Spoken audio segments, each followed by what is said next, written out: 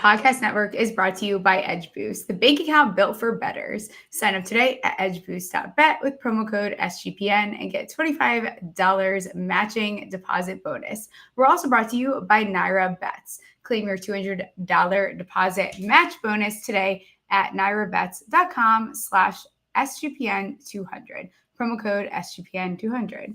The DGens line of gear is live in the merch store, and to celebrate, we're taking 20% off everything with promo code DGens, which also includes Triple S gear, so get in today. Are you ready?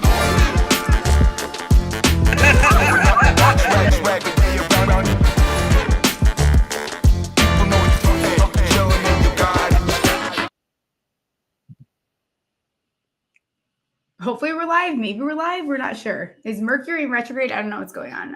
In reverse cowgirl? I don't know. I have two fabulous guests today. We have Parker Fleming on to talk NBA rigged, all this NFL draft lottery. We are not doing that.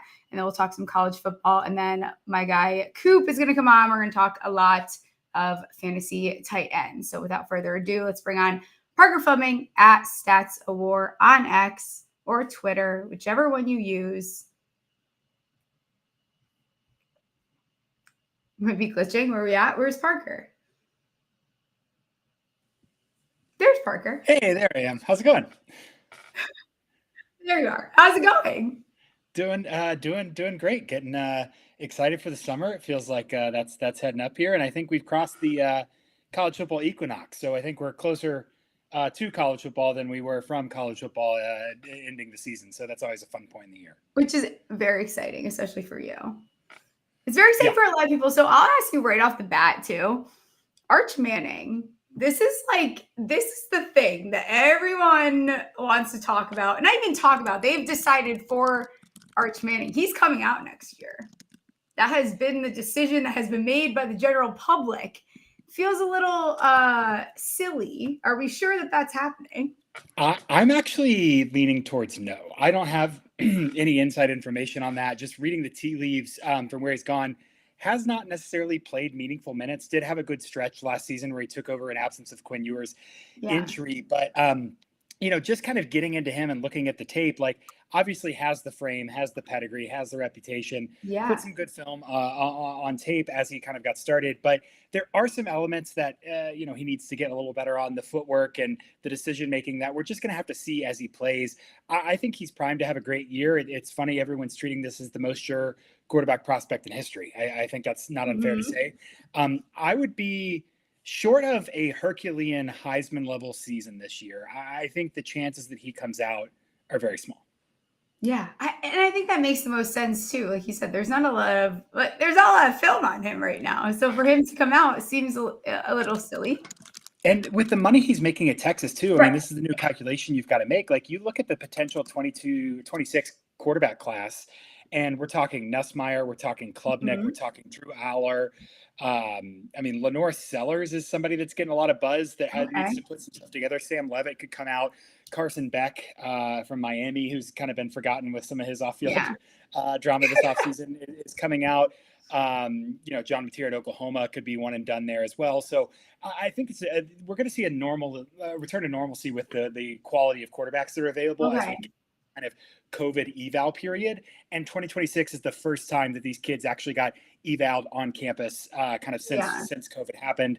And is this fresh crop of guys that are developing for the league. So, Arch could come in and be QB1 in that class. That wouldn't surprise me, but I really think that he's more of a 2027 guy. So looking at this QB class, and there was so much talk, the obsession with the 2025 class, as much as everyone downplayed it, this is all they talked about, all Sanders, all war. That's all everyone wanted to talk about. When you compare these two classes, when you go to sit and rank them, what would be, if you were to combine right now, which I know it's asking a lot, the season hasn't happened, and we've seen the way that these guys can rise as the season occurs, where are you at, top 5 between these two classes?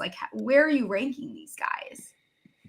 Yeah, it's kind of hard to look at, and I think one thing that's really hard with the draft rankings is specifically a year like this year where it's defense heavy, that decidedly feels unsexy. And It it feels like does. draft rankings suffer Yeah. because one, defense is harder to project how they're going to play in the NFL, and two, where they're going to fit in. I think next year will be, maybe lighter on wide receiver than we saw this year, but will be a lot more of some kind of truly game changing guys. I think one of Klubnik, Nussmeier, Aller is going to make the step and is going to be the QB1. I think he'll go Okay. up there, and that's really the that's really like the standard is who's going to be kind of the biggest guy there. I've seen some people putting Lenore Sellers up there. I think that's a little bit of projection, but Okay. he certainly has the talent as well. You start to look at some of the tackles. Francis Mauiga out of Yeah. Miami is going to go. Utah's got two. Spencer Fano is a tackle that could go early. Yeah. Alabama, like those are kind of the keystone positions that we're seeing. So I think next year's draft class will not be necessarily worse than this year's draft class, but it'll be different in the sense that we'll have the quarterbacks and offensive tackles that we normally see kind of up there at the top. Yeah, I'm excited for next year's draft class. It's probably going to feel a little bit unsexy for some people as well, but for those of us that like the big boys and like quarterbacks is a little bit more sexy. Was there a quarterback from the 2025 year that you liked their landing spot? That they kind of changed like your thoughts on them at all, or are you still very firm in your stance on their success in the NFL? My really good take that Tyler Shuck was not a round one quarterback came down to the wire and was very, very close. But I think he's in an interesting situation just because they need a quarterback, and there's going to be with the Saints, there's going to be a competition, and he's in a position to succeed. I like Jackson Dart at the Giants. I think the physicality they're trying to build along the offensive line plays really well into his game style. If you're looking for a reason to be hopeful about Jackson Dart, go watch the Georgia game where they don't have a functional run game outside of one-legged Jackson Dart just making plays. Like if you want, the gamer who can throw the ball deep, he's really there. The one that's most intriguing to me that feels like the silliest bet and is kind of super goofy, Jalen Milroe is like a very talented player. Jalen Milroe changes the gravity of a football field in a way that not a lot of other players do. He's dynamic and volatile, and you don't know what you're going to get every play necessarily, but that doesn't necessarily mean that you're going to get, these disaster plays. We've seen some people come out, or like Brock Purdy's eval out of college, like he made all these disaster plays, and Shanahan just took them away, and Purdy had a really high ceiling because of that. I think Milroe could be a guy who develops a little bit, and Seattle, I think, is a great spot. He's got a bridge quarterback. He's got a system that he can come really well. So it'll also be interesting with kind of Grubb and DeBoer's separation reunion, like him being in Seattle and then Milroe coming from a DeBoer offense and potentially struggling in that. What lessons Seattle will learn about how to grow him into the role and use him. He's just sometimes a guy comes along that's just such a caliber of athlete that you just can't ever write him off. And like, I don't know that I'm going to be able to quit Jalen Milroe until he's out of the league, because you look at like the runs versus LSU and you're just, this guy's a superhuman. He's just a different caliber of player. So I like his fit in Seattle a lot. Yeah, I like that fit as well. Looking at these teams, I feel like this offseason, it felt a lot like even pre-draft, there was teams that really, they made a move. They realized I can't develop an O-line, so I'm going to go buy one. If I can't develop it, I'm going to go buy one. That's important. They saw that was the fault of their season or whatever it was, and they want to plug and play guys. Is there one team that stands out for you, like big boy wise, took their O-line actually seriously for once, and it was like, we can't do this. We need to fix it. Otherwise, here's some money. Yeah, I mean, I think you look at where people spent and kind of where the tackles shook out and how I think New England hoping to get why am I blanking on his name? First round pick, has a weird stance, was out of the blue. He was hurt last year. He's coming back, and they bring in Will Campbell there as well. I think my favorite pick along the offensive line, kind of moving away from free agency, is I like Mambeau for the Jets. And I know you're a Giants person, and I don't want to fire shots there, but I think he was the best right tackle in the SEC last year. And you could quibble and say like, okay, well, why didn't he play left tackle? who cares? He get after people. He's going to Doesn't slide into matter. that position. Yeah. And the athleticism and consistency, I think the Jets have been building for a while on the offensive line, and it seems like they're finally coming together and kind of getting that right. So that was really intriguing. The Bears obviously spent all the money in the world that exists on an offensive line, hoping to give Caleb Williams something to work with. I think they put together a lot, and getting Loveland there, again, nothing better you can do for a young QB than get him a reliable tight end option where he can check down, he can get those short routes and just get yards and move. So between what they did on the offensive line, if you count Colston Loveland as part of that offensive line, because he will block, I do like the investments they made this offseason for sure. Okay, so everyone's probably sick of it because I talked about them a little bit on Monday with my guest Dave Kluge, but expectations for the Bears, like I want to hear like an outsider opinion. Yeah, I mean, it's hard not to love Ben Johnson. Like again, the world's most casual Tennessee Titans fan, and then someone who analyzes teams, for a job. Like, I think having an identity and having a strong sense of identity and having the institutional buy-in to undergo that identity is extremely underrated in the NFL, and I think that's an advantage the Bears have. I like Caleb Williams. I think he's dynamic playmaker, and some of his transition to the NFL is moving from the Lincoln Riley offense, which is. It's bells and whistles. It's not quite the Mike Leach air raid where you're running all these crazy plays, but it is, a very QB favorable offense. And even if Caleb can make those reads, if he's under pressure and struggling, he's, going to struggle in addition to learning the new playbook and there. So, I don't know. It's hard because you can say all those things about how you like the front office and how they're handling Ben Johnson and the investment they made in the offensive line and Caleb Williams. And then you look at the NFC North and you think, wow, that is a really freaking tough division. And so kind of a hard situation for the Bears. Like, what does success look like this year, knowing that you've got teams who could plausibly make the playoffs this year? Yeah, gosh. And I forgot how much I could talk to you forever about this because now I have to ask you, not even planned to ask this, but the Vikings are a team that once again, I feel like they are getting underestimated a little bit because they have JJ McCarthy and because no one has seen him and because essentially, rookie, fine. That roster, other than the secondary, I don't have a lot of complaints about that roster. There is a lot to like. If you are a guy that is coming in post-injury or not, you have every weapon in the world. You have an O-line. They went out. They made sure they had pieces to make sure they secured that for you. You have a run game that will be totally fine as is right now. Brought in Jordan Mason. I think the Vikings should be probably getting a little bit more attention than they should. You've seen what they've done with Dobbins and Sam Darnold. So what's going on with the Vikings? Yeah, really, really complete roster, and it felt like at the end, a really rough way to lose this season with just abysmal showings against Detroit and against LA there. Yeah. And Darnold didn't, I won't say shrank, that's too unfair because there's a lot going on, but didn't rise to the occasion, wasn't able to manage the game, keep them in a favorable game, let them play to their advantage. JJ McCarthy's proposition is that he can be that guy. He's done it at Michigan. He ran a couple different offenses there and was able to, mitigate through a couple different situations. Yeah. I think he comes into a really favorable situation. The health is not something that people outside the building are going to know until he's there. Is he ready? Right. Can he bear the entire load of the season? I think it's a big question. But what they've done, I think Donovan Jackson's a heck of a player. Along the offensive line. Anyone who survived playing on Ohio State's offensive line for 17 games this season, had moved around, is obviously a gamer. And Ty Felton out of Maryland, kind of a sneaky, underrated, deep threat guy that just adds to the abundance of riches they have at wide receiver. Yeah. McCarthy's coming in a situation where it's almost, I brought up Brock Purdy already, but it's almost like Brock Purdy of, everything else around him is great. He just has to not screw up.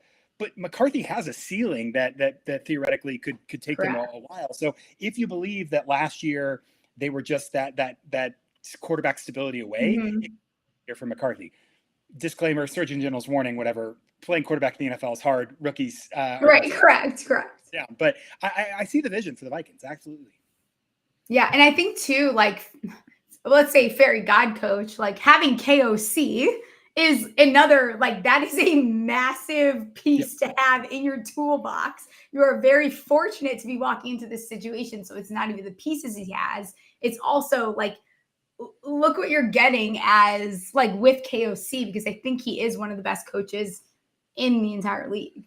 Yeah, definitely agree. And someone who not only has the wherewithal to like call good plays and design good offenses, but has the wherewithal to understand what it takes to make a quarterback succeed. Like the job he did with Darnold last year, I think that's just amazing.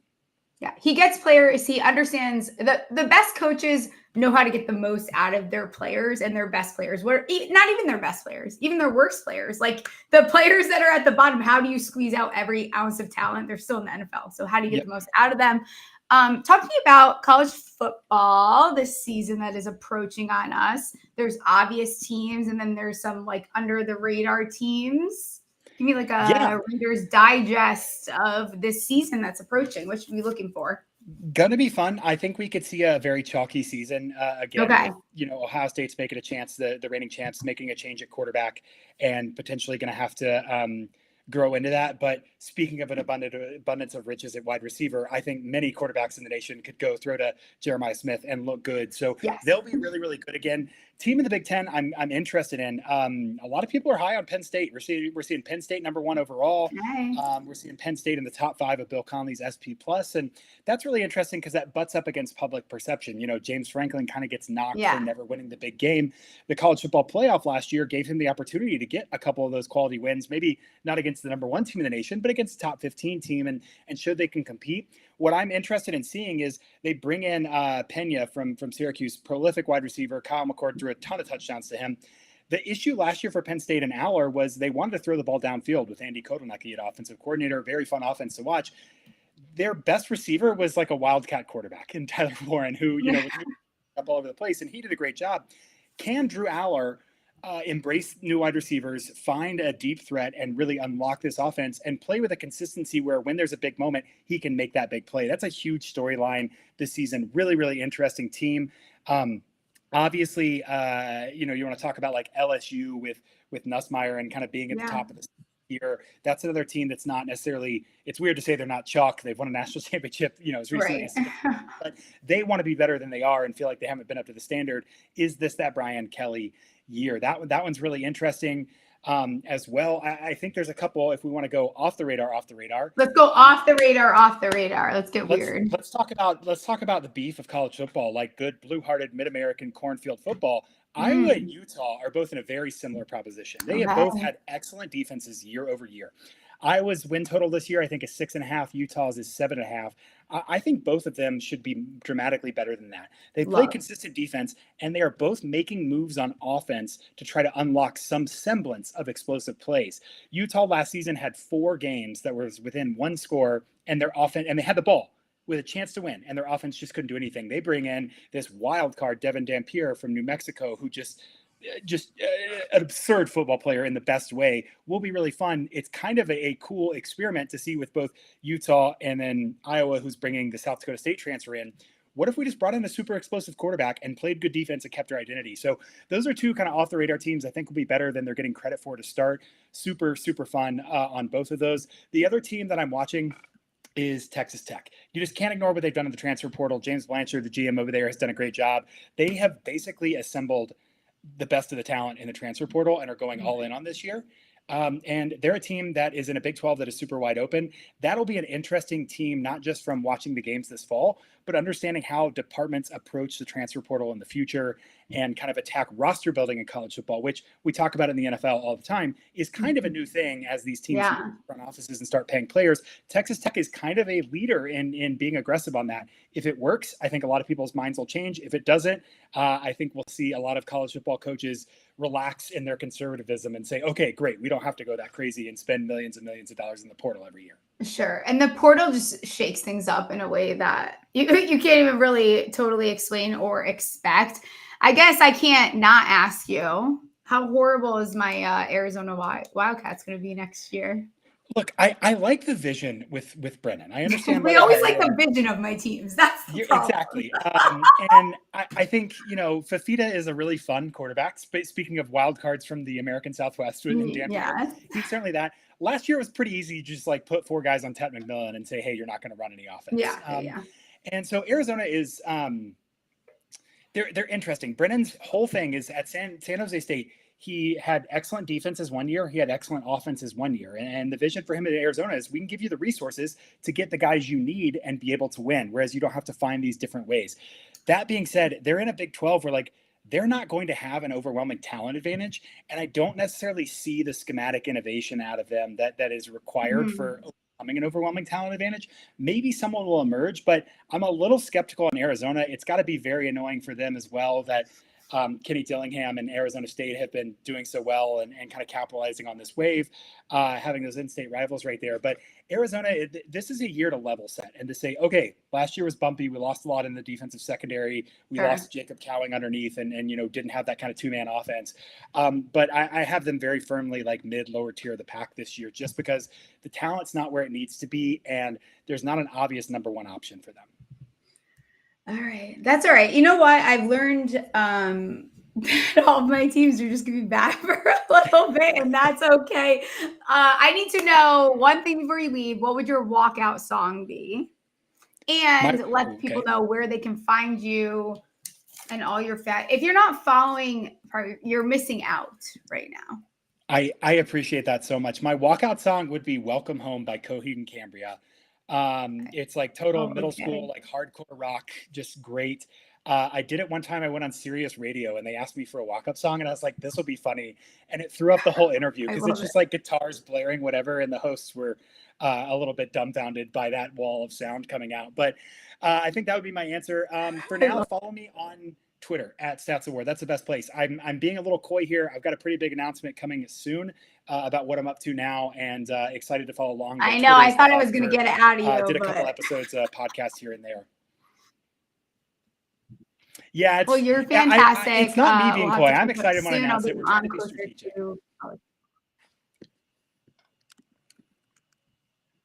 Awesome. Thank you so much. Love it. All right. I will catch you soon.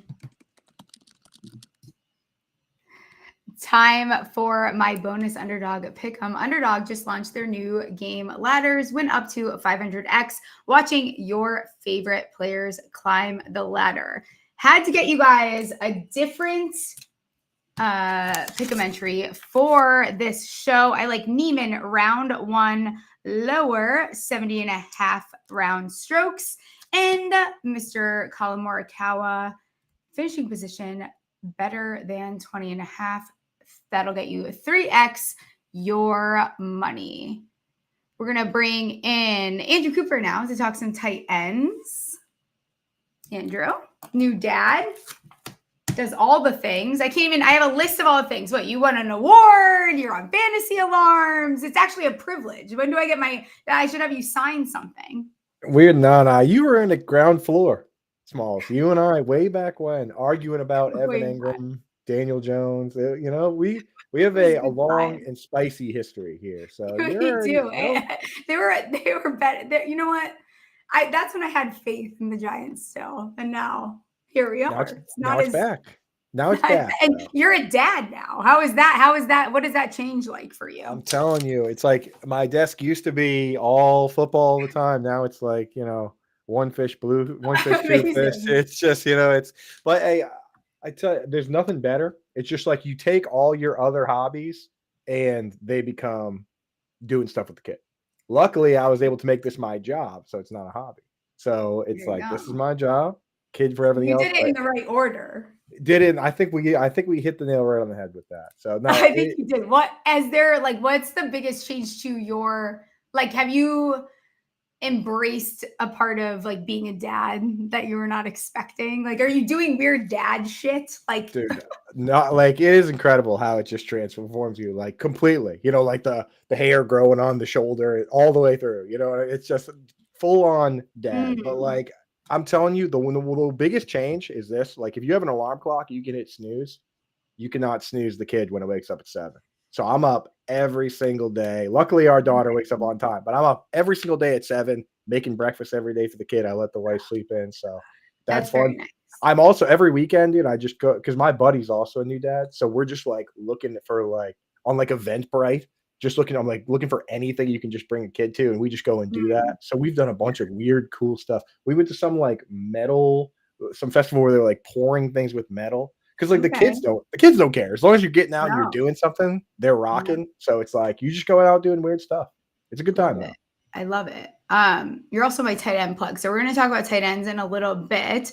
Today was schedule release day, which everyone loves. You know what's so funny to me about a schedule release day is the reaction that like the opponents have changed. Like, you know, the opponent's going into it. So there's this sudden reaction like, oh, this team is screwed. They were screwed before the schedules came out, actually, to be completely honest. Was there anything about the Pat schedule or any of these schedules that stood out to you? I mean, again, we already knew who the teams were. I'm just glad that this year the Patriots actually have a couple games that are like good primetime-ish games. Last year, look at this. Last year, I actually won tickets to a game. I could pick any game I wanted. Right? Okay. As long as it's a Patriots home game. Here's the rub.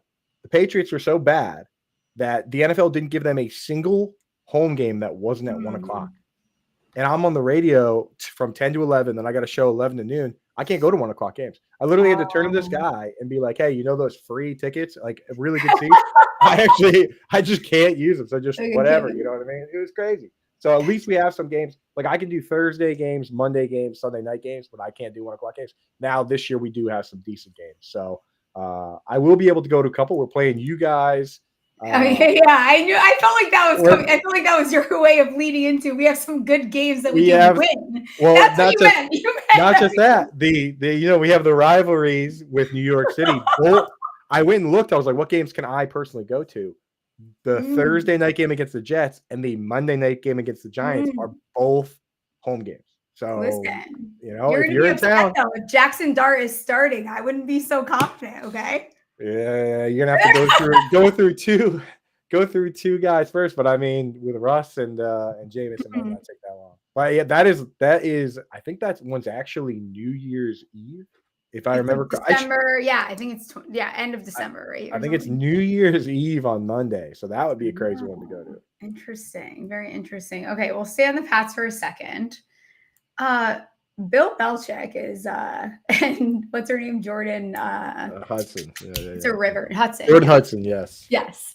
What is going on? Because it's a bad car crash and I cannot look away. Can't look away, dude. And that's the thing is that me and my buddies are always talking about it. Like we don't even want to, but it just comes up because it's like he's always doing this weird stuff, like going to the main beauty pageant, right? And it's like she has now an $8 million portfolio of properties. Yes. The crazy part is that some people are like, yeah, exactly. Yeah, it's so bad. I need the reverse of that so bad, where she's the fisherman and he's the merman.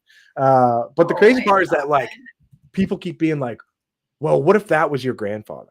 And I'm like, at first I think about the $8 million and all that, but then I think, wait a second, if my grandfather was the greatest football coach of all time and he was using his millions of dollars to date like Miss Maine, I feel like maybe I'd be cool with it. You know what I mean? Maybe like I feel like I would at least sneakily give him a high five when no one's looking. There's just a lot to follow here. This is what I don't. So I just learned the main thing. There is a lot to follow. I don't really understand what's going on. I promise we're going to talk about fantasy tight ends in 1 second. So this all started with him, like, you know, when he left her, like, the house shirtless at 6 a.m. Yes. Are we assuming this is her house? Correct. It's gotta be. If it's not, because if it's not, I'm more confused. If it's not, there's even more high fives that are due.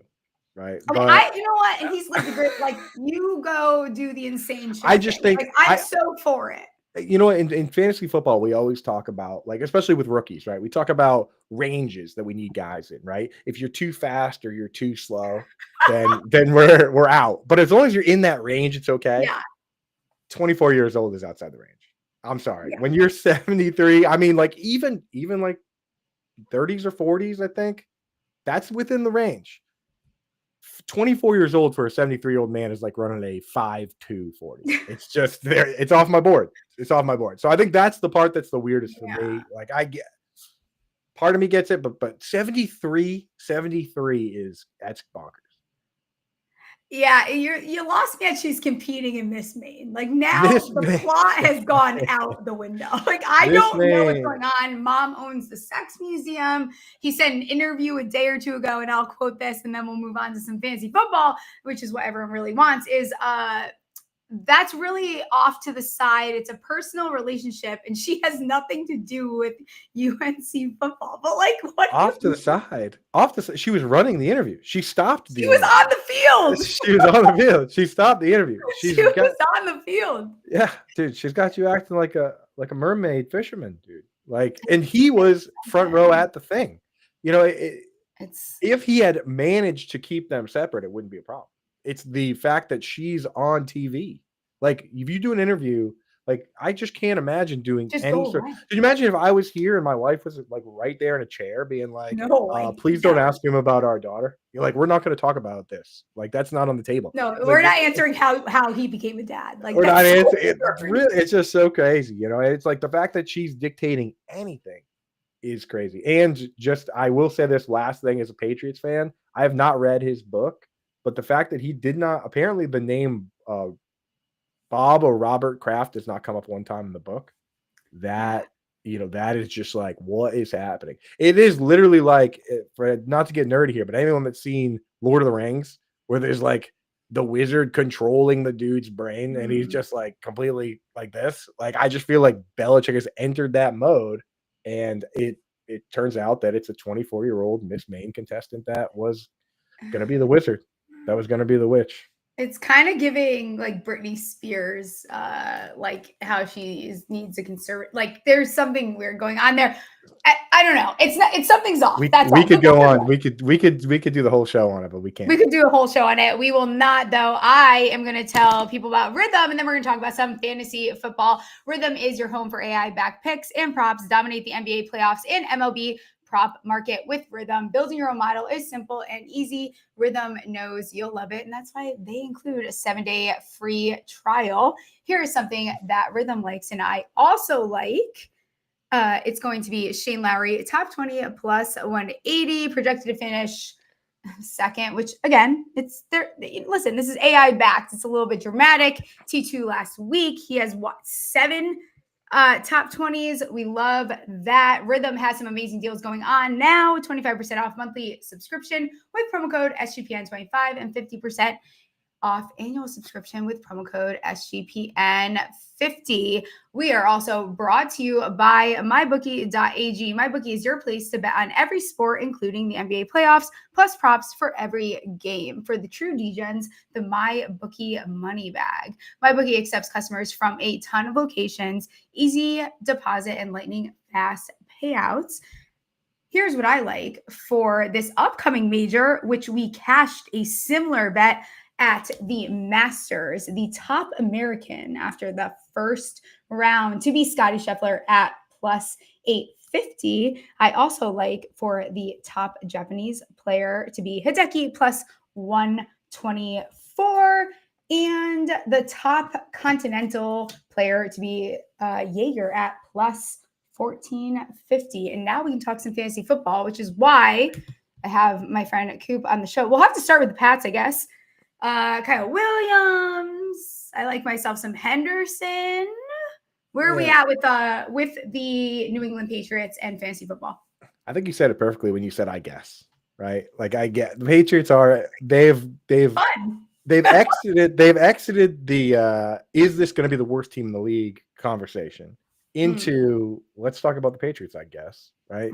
Like, the over under set at 8.5. I think that I would not be willing to bet the over even as a Patriots fan, but it is promising to see that, right? Because like in recent years, 5, 6 or so, they do. The great thing about fantasy football with the Patriots is that in the early part of your fantasy drafts, like if you're doing redraft or best ball or even dynasty, right, you want certainty.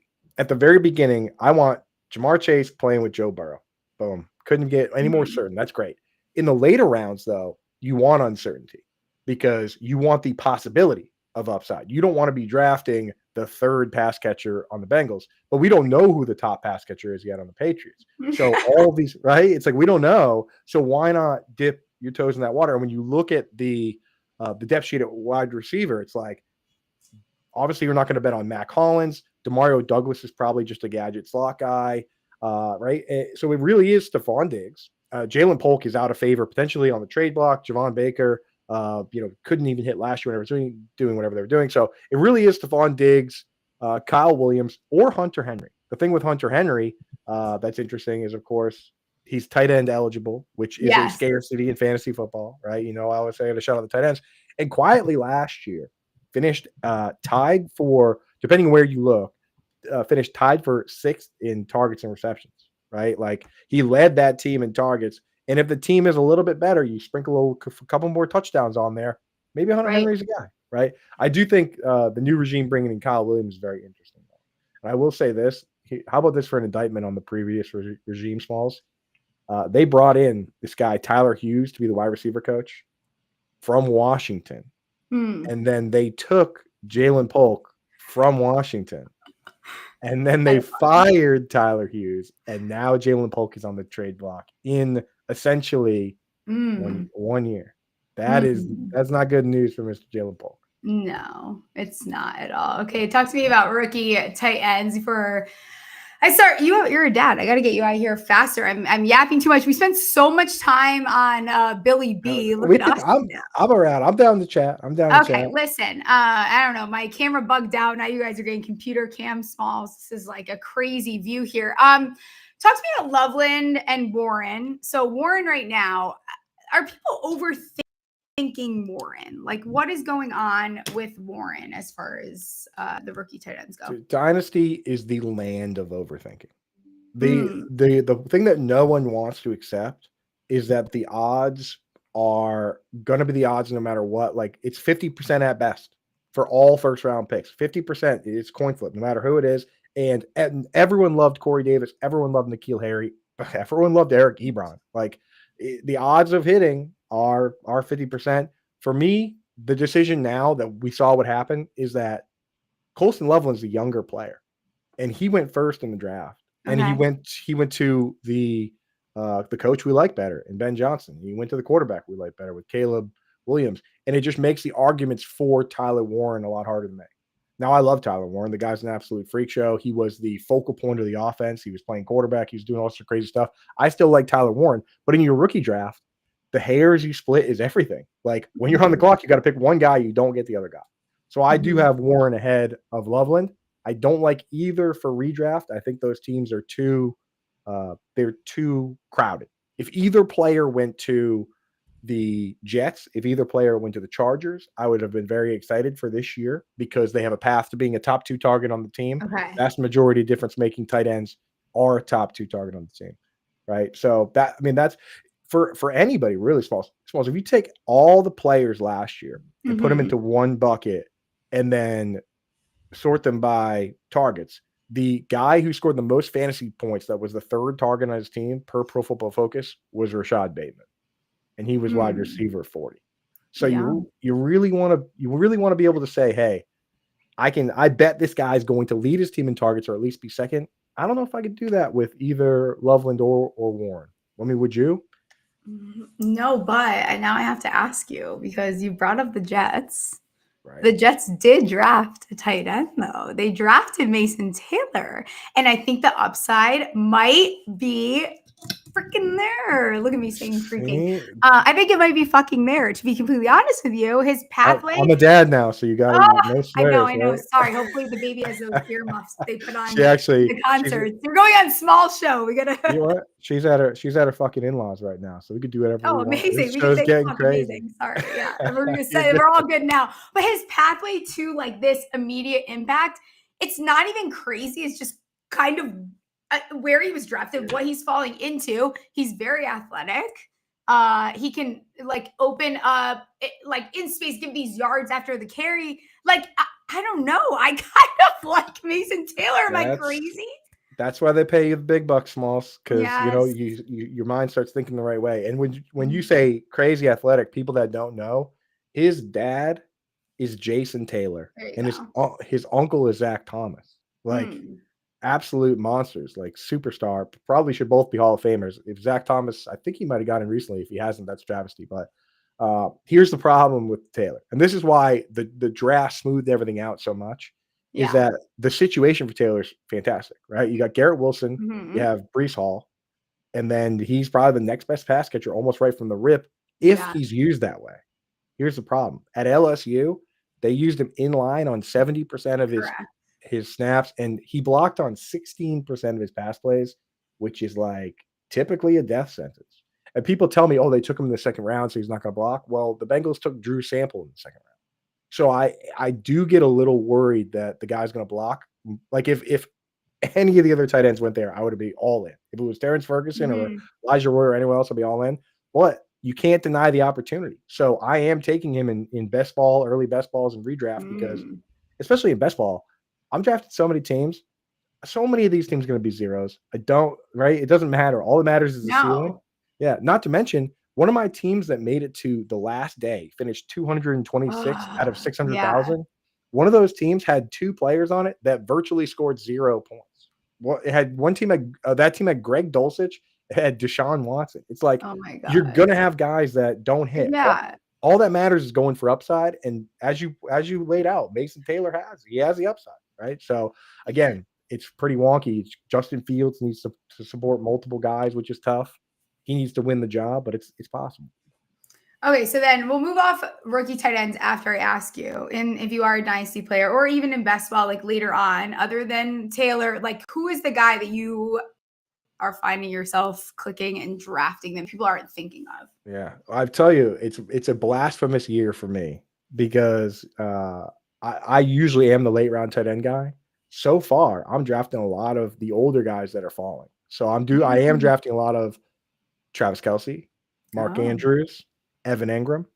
But later on, we got to play that game of like who could be either the top target on his team. The 3 things in best ball you look for are top 2 target on the team right away, a highly consolidated offense. So these teams that use fullbacks, right? Look at the 49ers, right? Look at the Dolphins. What does the wide receiver 3 on the Dolphins ever do?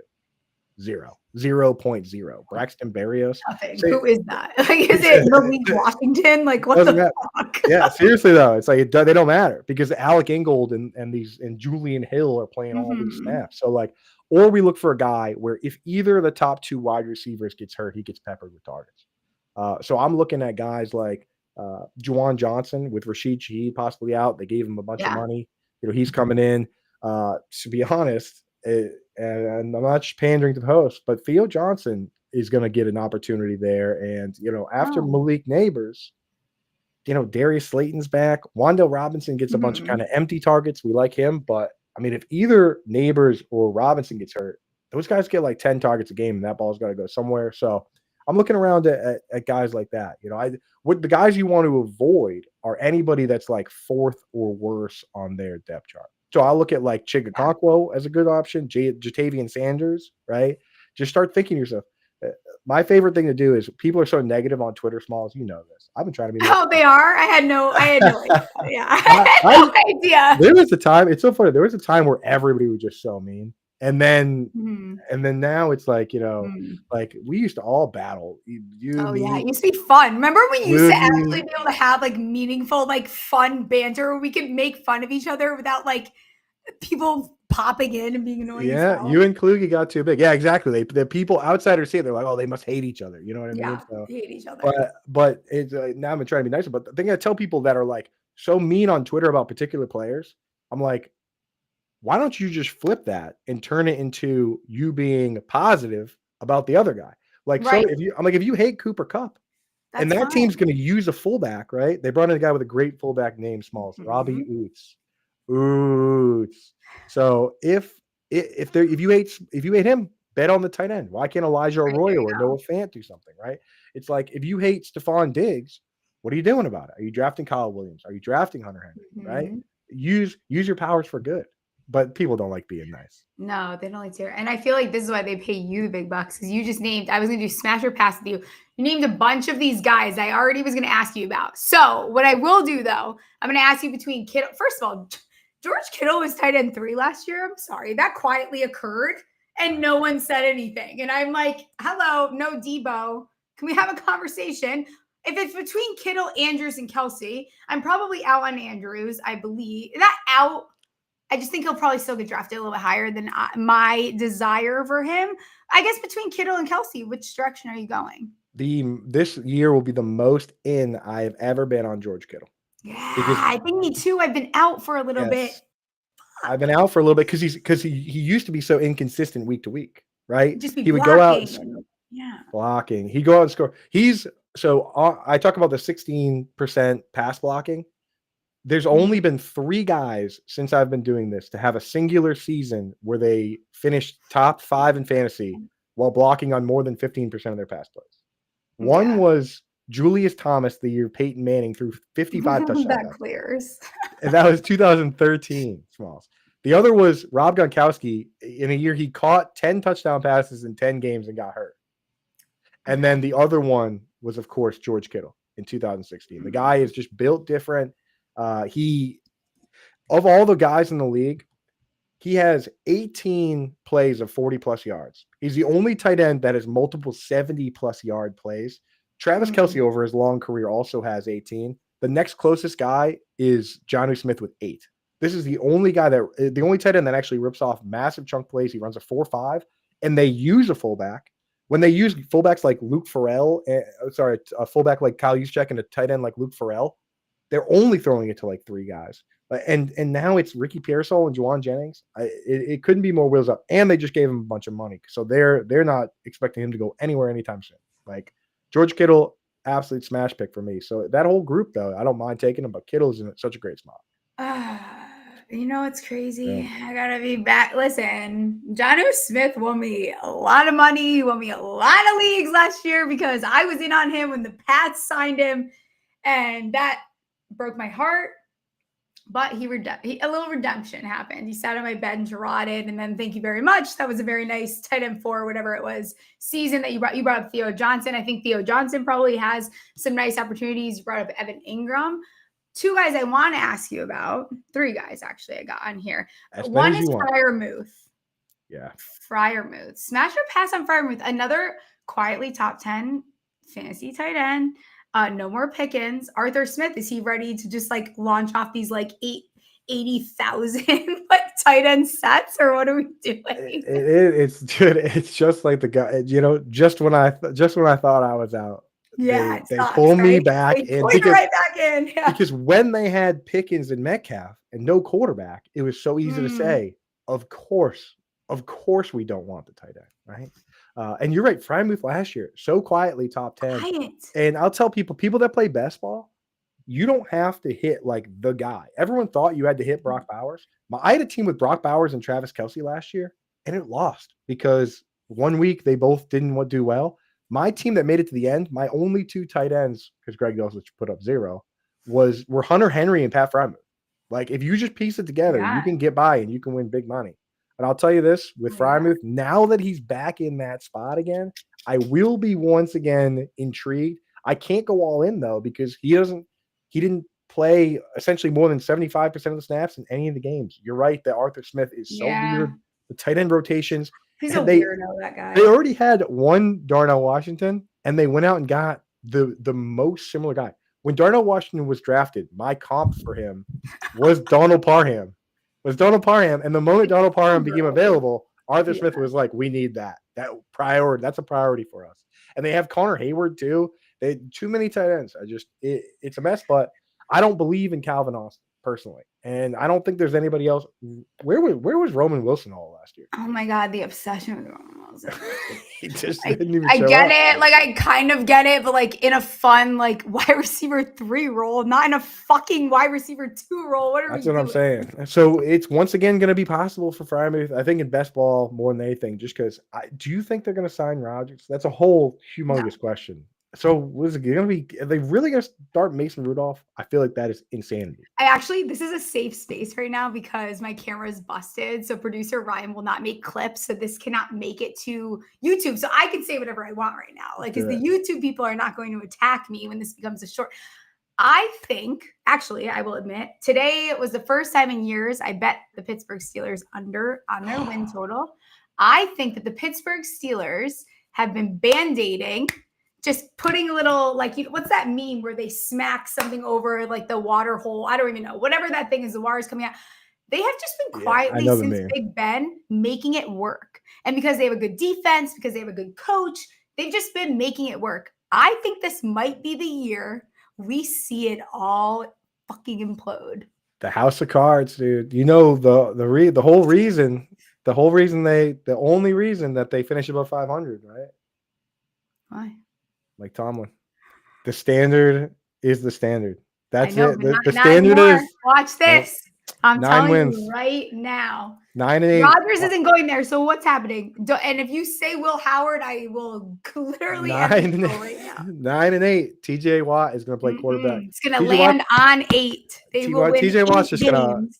gonna punch the ball, punch everybody. That's what the TJ Watt punching the ball It's going to be 8 games. Hayward's going to retire. JJ Watt's going to say, "Get me the fuck out of here," and then we're going to have a whole nother conversation again. Somebody finally grabbed Mike Tomlin and said, "If we just lose a couple more games, we can have good players for free. Did you know that?" And he was like, "What? What are you talking about?" They're losing the plot. They've lost the plot. If you just lose a couple more games, right? That's what they got to do. Lose some games, fire Arthur Smith, draft some good players, and you're back. You know, I like the Caleb. I'll give them Caleb Johnson. It just seems crazy to trade for DK Metcalf if you're not going to compete now. Like you traded a second round. Point? I don't understand. Like there's just none of it makes any sense. And they drafted a running back. They're going to play to win. You don't do that. You don't. They're going to play to win, and it's not going to work this year.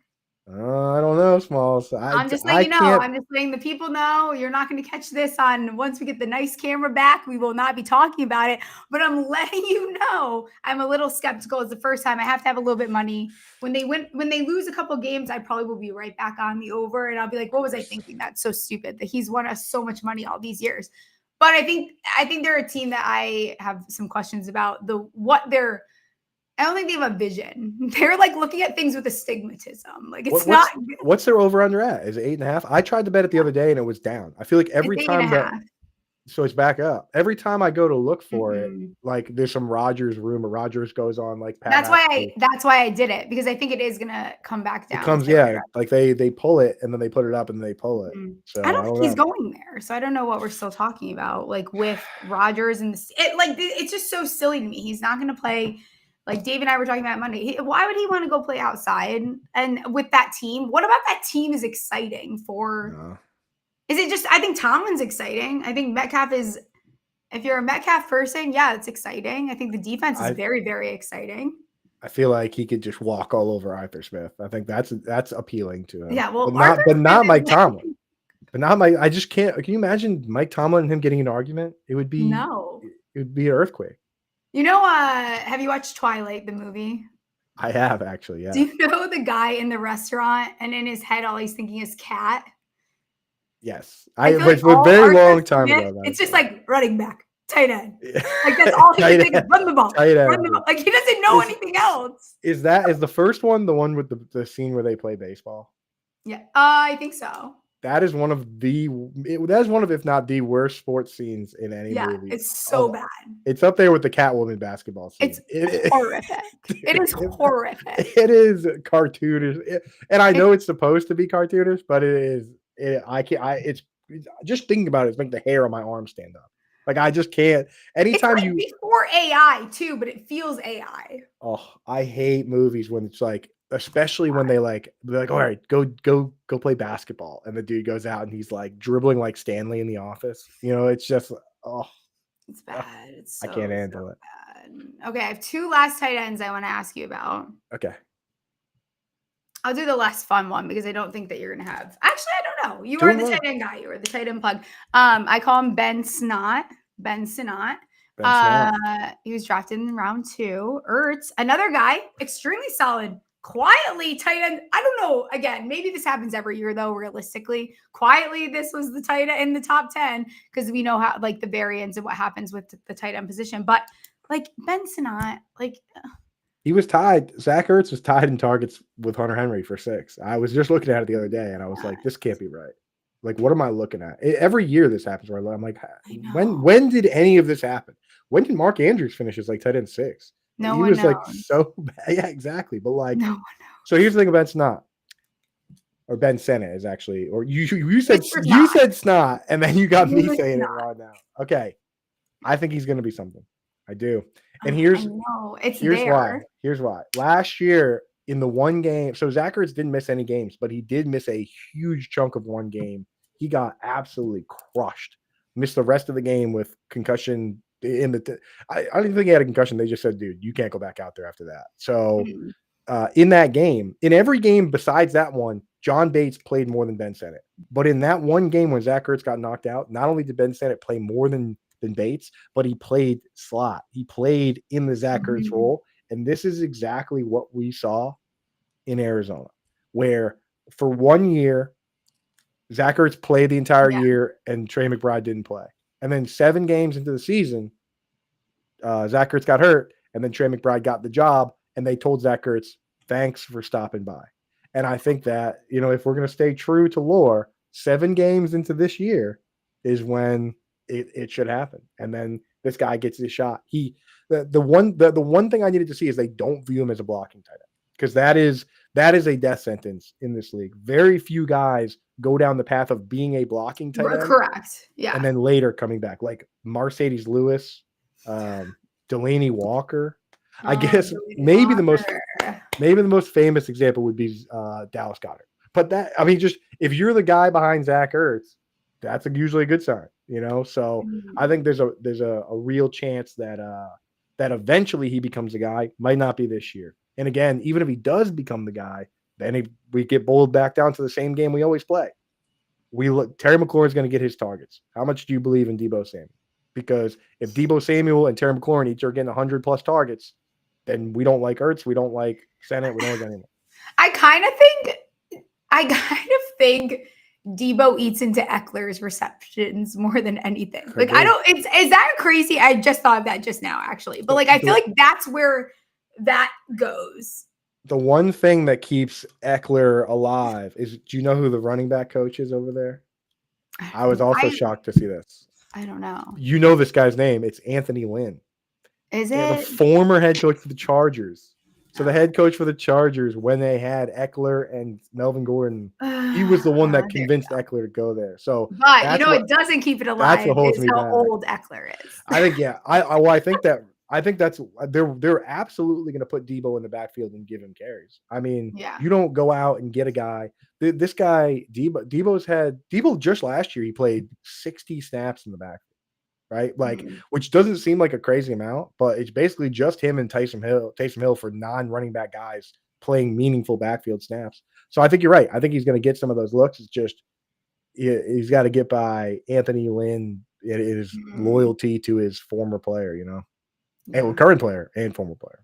Probably has to get by the Commanders kicking themselves a little bit too. We'll see how that goes. 8. What do they have? 8 primetime games? My Lord. That's what happens when you got that. That's a lot of pressure. Okay.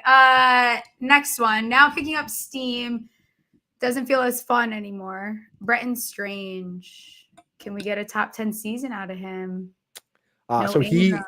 He falls into the category I call the old double handcuff plus, right? Which is what Cade Otton was. Cade Otton. I have Cade Otton sitting right here. Right, Cade Otton with the Bucks, right? He was whenever Mike Evans or Chris Godwin were hurt, he was good.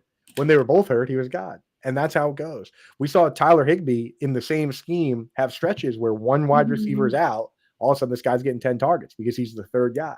And Liam Cohen was there with the Rams when that happened. Liam Cohen was there with the Buccaneers when that happened. And Liam Cohen is now the head coach of the Jaguars. So if you like Brenton Strange, you're betting on Travis Hunter to just completely faceplant, right? Because Brian Thomas Jr. is awesome.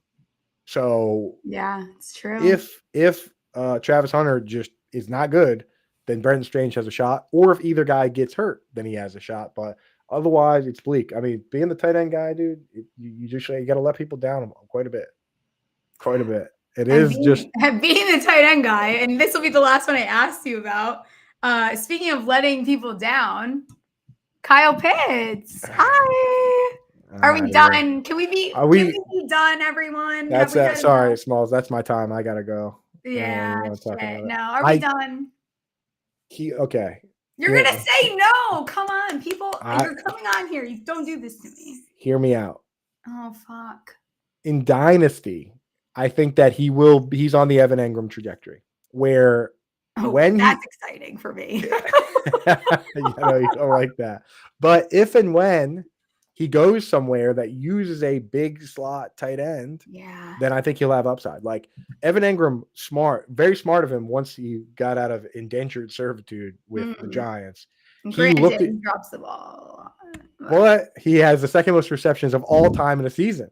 So that one, I'm telling you right now, that one drop on Monday Night Football against the Eagles, where he not only dropped it to lose the game, but didn't even react. That you Giants fans will never forget that, right? I mean, it was just like it was like with Boston fans with JD Drew. Like the guy hit like a grand slam to win the World Series, and everyone's still like, nah, that dude has bad attitude. So but I think that when Evan Engram left, he went to go play with Doug Peterson, the one guy that would use him right. And then smartly, once again, Evan Engram leaves the Jaguars. He goes to play with Sean Payton, who uses the Joker role, who uses the tight end and wide receiver. I think Kyle Pitts will have that day eventually. This offense he's in with Zach Robinson, it's the same. Zach Robinson came over from the Rams. It's the same offense I just talked about with Liam Cohen. And last year, because he's so bad at blocking, they had Charlie Warner playing over him. Charlie Warner, the blocking tight end from the 49ers, was outright playing more snaps than him. So if that's what they want, if they want an inline blocking tight end, it's once again going to be ugly this year. And then I think next year he can go out and find a team that will just use him the way that he wants to be used, for better or worse for them. But I think it'll be better for him for fantasy. And if his agent, if his agent is smart, he'll make sure that. But I don't know. I'm shocked they didn't trade him, because if they could trade him even for anything, it's $10 million off the books, and it's the guy that they're not going to re-sign. I feel like I talk tight ends forever, because now I want to talk about Luke Musgrave. Like there's so many guys, there's so many tight ends I want to talk about. Well, welcome to my world. Let's do one more. I don't want to get too deep into it, but you have to give Sean Payton. Sean Payton likes what he likes, so I like the fit. Evan Engram, go do your thing. Have your little moment with Sean Payton. Excited for you, I suppose.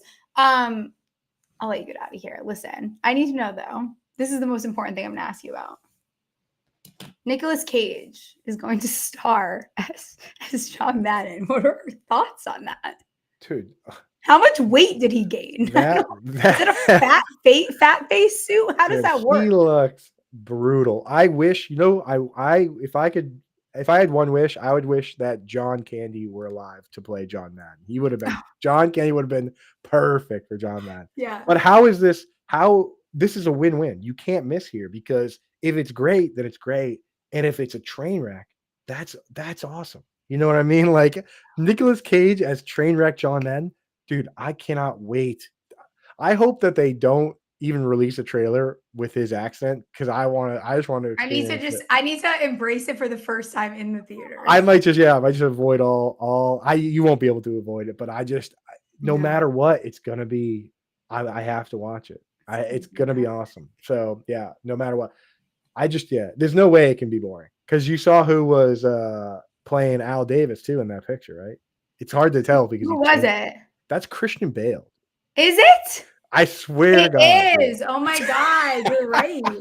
Dude, he can transform into like anything. He's like a chameleon. But yeah, that's Christian Bale. I wonder who's gonna be like Kenny Stabler. Like I just can't stop thinking about that. My mind is blown. I can't wait. That's gonna rock, or it's gonna be terrible. Either way, it's gonna be great. It might be fine though. What was that movie where what's his face? The mall cop was Sean Payton. Who was that? Yeah. Dude, I think it'll be good. He actually kind of nailed it. Yeah, I mean it's football, I think so it'll I'm be gonna good. watch it. Like, I'm looking forward to it. I'm obligated. What's your favorite football movie? My favorite football movie? Yeah. Oh, it's The Replacements, and it's not even close. That's so good. I love Remember the Titans. 100%. I'm with you on that. The kicker in The Replacements is an all-time great. So game. Yeah, just that'll do big. That'll do. Like everything about it is just like it's so. If you haven't watched that, like it's genuinely my brother and my dad and I've probably seen that movie, and I'm not being dramatic. You know I'm dramatic. I have probably seen that movie upwards of like 200 plus times. It's so good, dude. It is so good. Oh man, so funny. Football movie marathon might need to be happening. Yeah. There's probably some good content around that. You just put out a lot of content. Let people know where they can find you. I'll let you get out of here. You have a child that you should Well, the child's not home, so go enjoy. I was not home, yeah, so I'm good. I'm gonna go play video games, maybe There crack you a go. little Wednesday beer. You're just doing dad's. Actually, I have to mow the lawn. It's like you can't escape being a dad. That's the thing. So I think that we all have a little dad in us. we all do, yeah. So find me at Fantasy Alarm at Coupe Fiasco right there on Twitter. In Blue Sky or whatever. I always share everything I do.